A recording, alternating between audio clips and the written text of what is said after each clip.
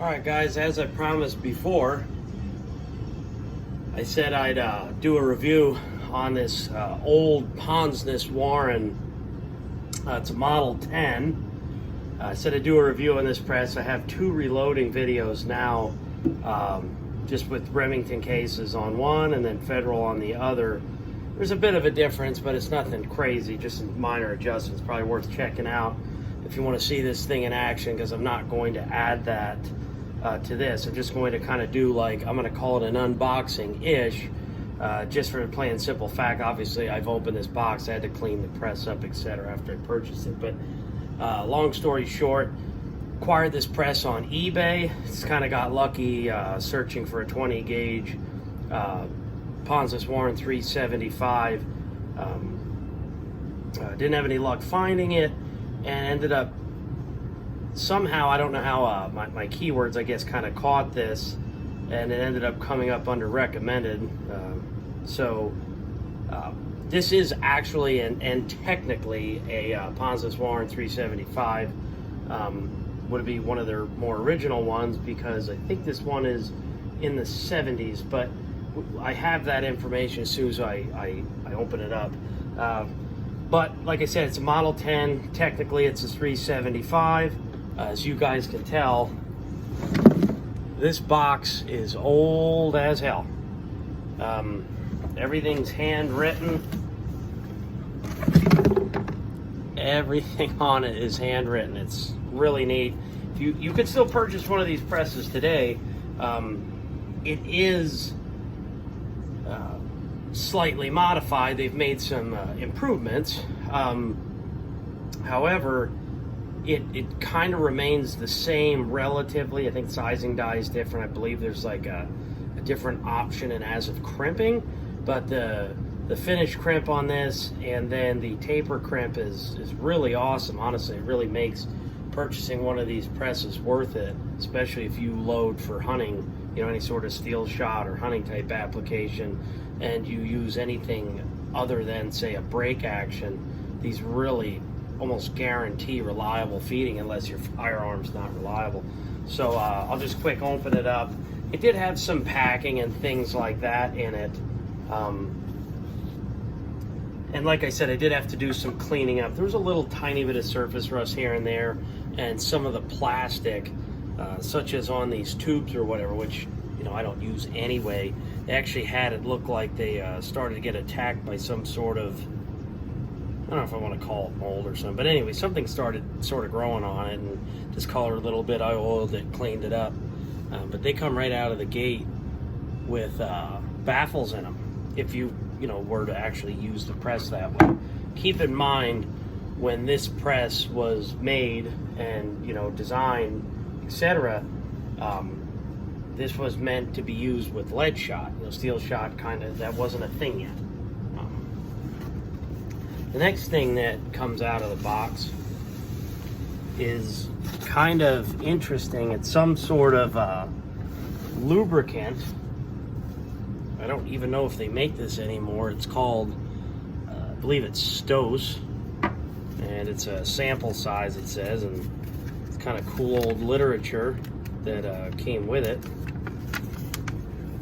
I mean, everything is really old, you know. Kind of neat information. It looks really darn similar to, if you go on ballistics products, it's really similar to Ballista Slick. Who knows, maybe they bought the rights to it and started making it, but I haven't used it. But it does have Ponsness Warren on it, and Rathdrum, Idaho, and I believe they're still made there today. Well, let me get out the paperwork. I think that's kind of neat too. So this is all the paperwork that came with it. Winchester Western ball powder reloading data. That's the original owner's manual. Here's a DuPont reloader's guide.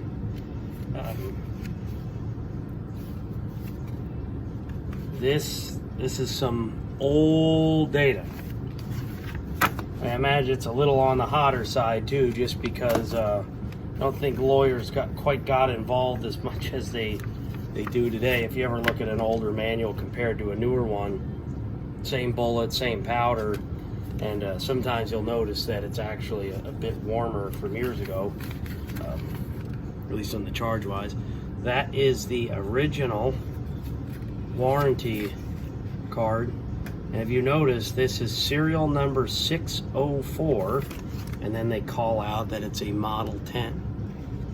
So this thing is pretty darn old. Everything's done, everything's handwritten with a pen.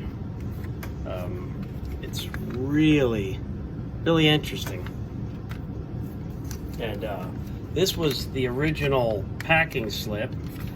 So if you look closely, 7/21/77, and it calls out the loading data right on this sheet. It's probably going to be hard to pick up, but I'll go real slow so you guys can kind of see what they call out.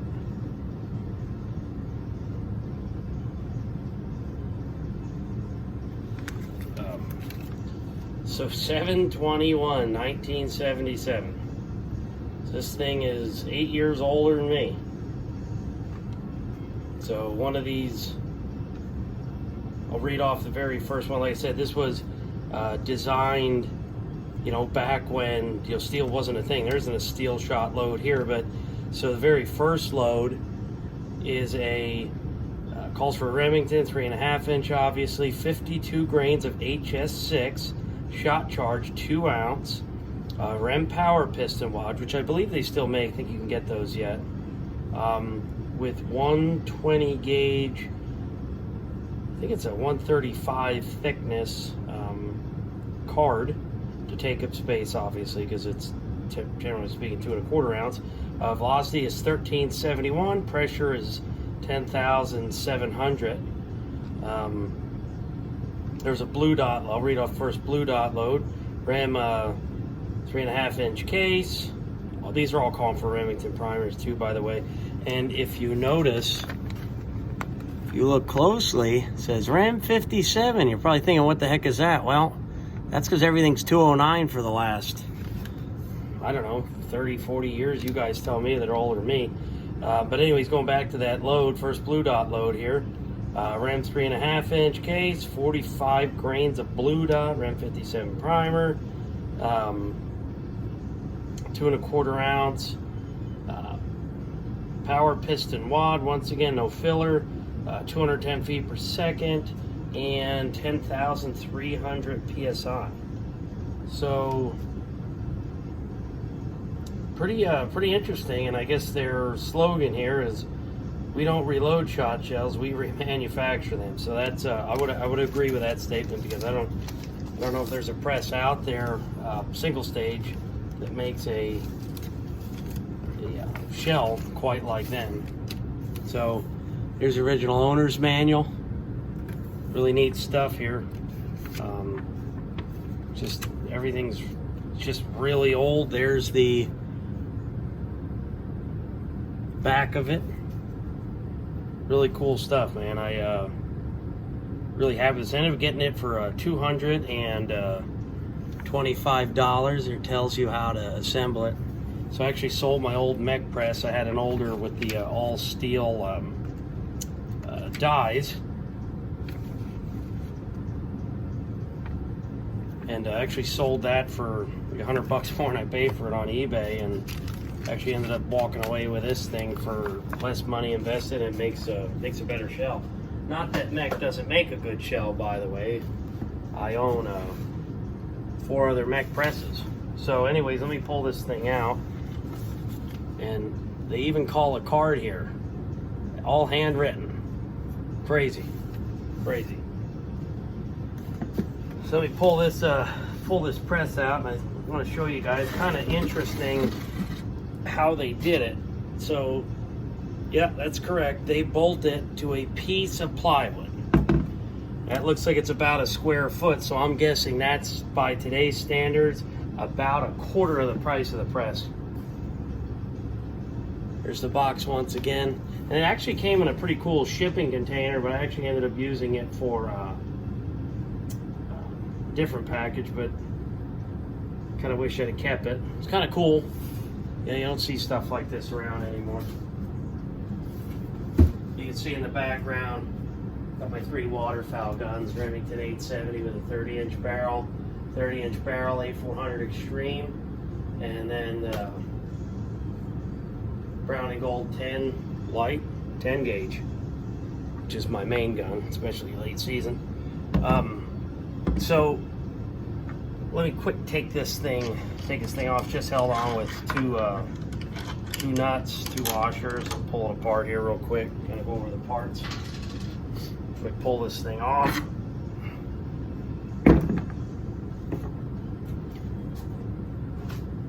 So these are pretty easy, pretty simple to put together, but those are the powder bushings.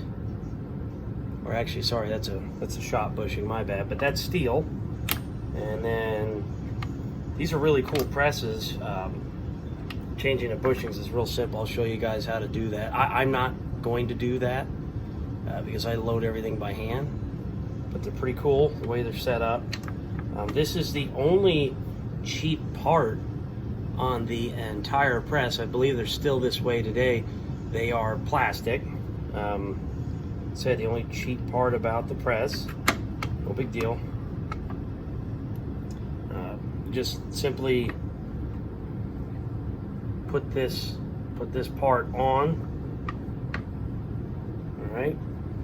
These are the parts that came with it. That is the primer catcher. Fits right in the bottom of the press like that. Quick put this thing together. That's the main knob that holds the head on. You can actually see that had a little bit of that same, whatever it was, kind of growing on it. I'm not quite sure what that is. Just took it off with some steel wool.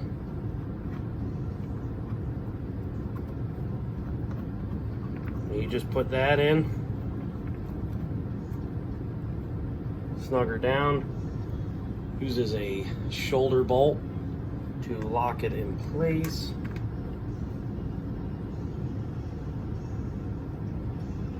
Grab my Allen wrench to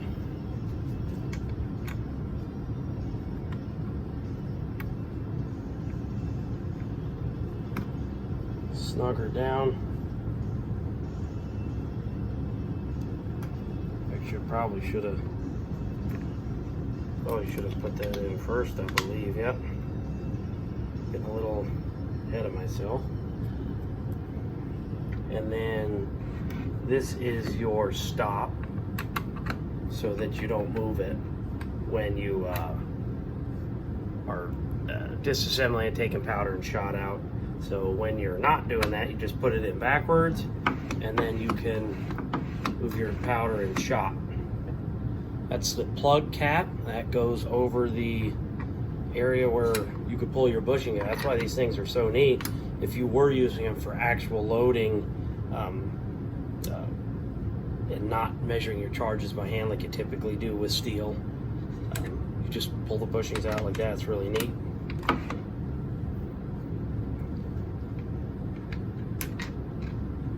So I thought that was pretty cool. I think it's a pretty neat design. You just put that cap over there and off to the races if you're actually loading that way.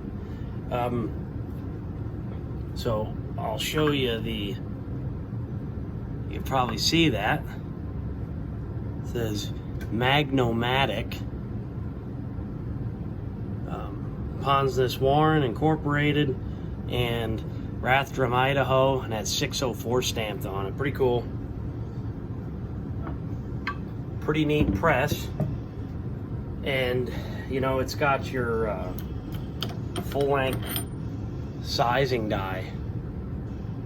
Holds the entire shell, sizes it down, and holds the entire shell. So this plays a pretty big role in making your shells, and it does a really good job just for the simple fact that you have all that support. So sometimes on 10 gauge, or actually any mech press, or say Lee, or Hornady, or something that doesn't have a full length sizing die, you can get buckling right at the base, right in there. The plastic just kind of caves in. Actually, I have an example I can quick show.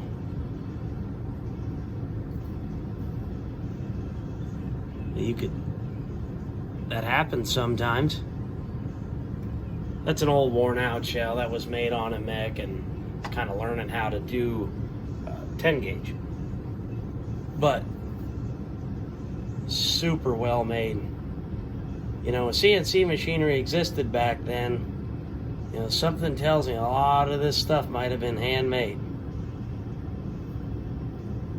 So really cool.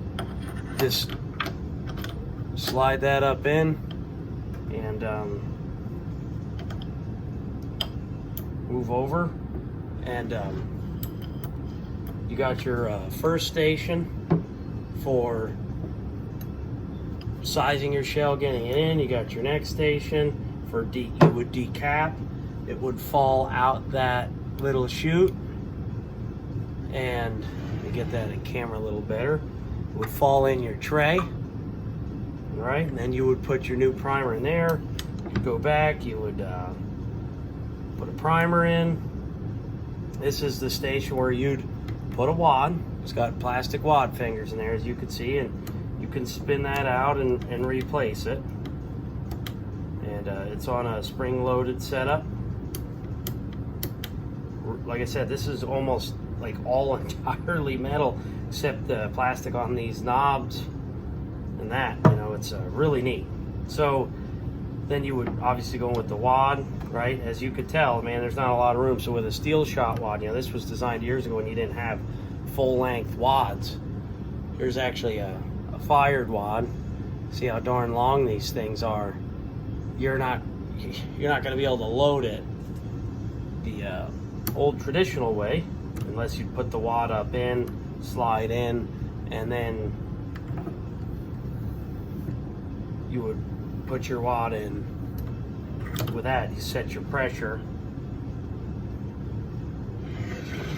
with this post back here. Use that post in relationship with, see that? You actually use this post in the back for your wad seating pressure and your final crimp station right there. So, like I said, so we got the wad in. If you were in that position, you have this pretty cool setup right here. That is a 6-point all steel crimp starter. So it kind of reminds you of the Ballistics products brass version, but this is steel. It really puts a hell of a pre-crimp on it. And then you have these steel fingers that catch in between your crimp grooves. So each one of those indents for the 6-point, it would catch. So it's works pretty much every time. And because it's on a ball bearing, as you can tell, it works really darn good. And then this is your final crimp station. So that's what's going to finish your shell. And you could stop there, and then you flip over to here. This is where you would punch your shell out. Same station that you put a new one in, except you go the opposite way to put a shell in. That's how you push your shell out. And then when you're done, move it into the wad seating station so you can make that relationship to that post that we talked about earlier.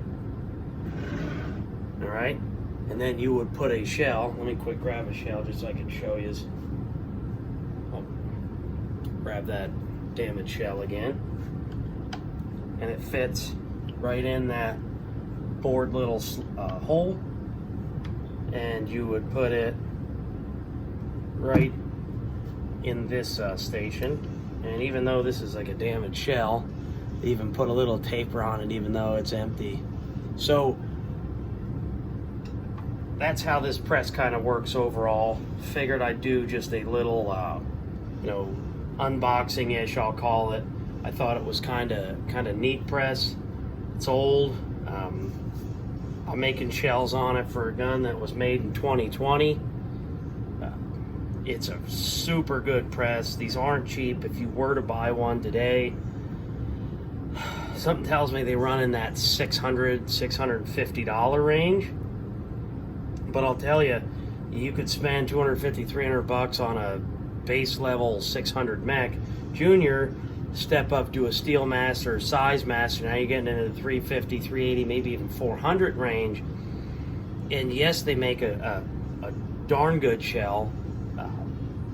But man, I don't know if they make a shell quite like this press. I mean, it is just so well made. I mean, look at these, the linkages on there, 2 linkages each side. I mean, it is just smooth as glass. An unbelievable press. I mean, it looks almost new, even still being this old. And what the research I've done on these, something tells me these things, you can kind of tell by age just based on like the color. I guess the last 20 or so years I've been using like reminds you of RCBS with that silver crackle type finish, or like hammered finish over like a charcoal gray. Now, back then, you know, I think 80s, 70s or whatever, these were like a black crinkle finish. It still looks nice. I mean, I think the new ones are probably a little bit more refined, but let me show you some shells before I get out of here. Show you some shells I've made. Now, you know, this thing's been fired, man, I don't know how many times. Look how nice that shell is. It's been fired, picked out of the water. It's a really nice shell.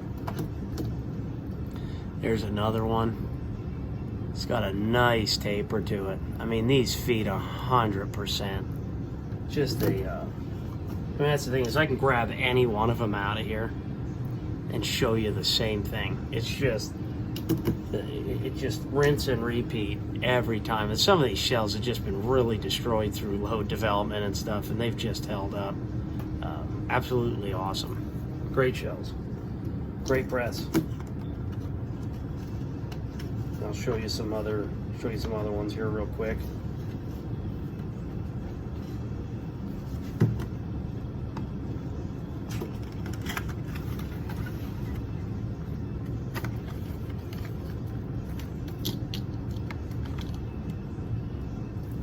That's a Federal Black Cloud, a newer one, and look at that. Really nice. These are all sealed with crimp sealer from Ballistics Products. Here's another one. See that? Beautiful taper on there. I mean, you could tell this thing has been resized a couple times and used. Good shells. And then see if I can find some older originals. Here's an older original one. These were, I think, old Ballistics Products hulls. They're Federals, obviously, but really nice crafts. So I guess I'll leave it at that. If you guys have any questions, let me know. Figured it was worth sharing. I don't think you see much of this stuff out there. It's really just not much information on the Ponsness Warren MAGNOMATICs, let alone in 10 gauge, right? Once again, it's a 375. Not quite sure for the designation or the reason back then. That was, I don't know what reasonings they had, but Regardless, 375, a lot of parts fit.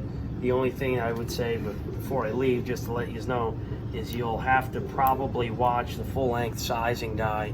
You'll see I had some comments in my reloading videos. You may have to get a second one that's slightly shorter to allow you to get some more pre-crimp. But, you know, it hasn't affected me so far as the shells. You can tell. So let me know your guys' thoughts. Leave your questions, comments below, and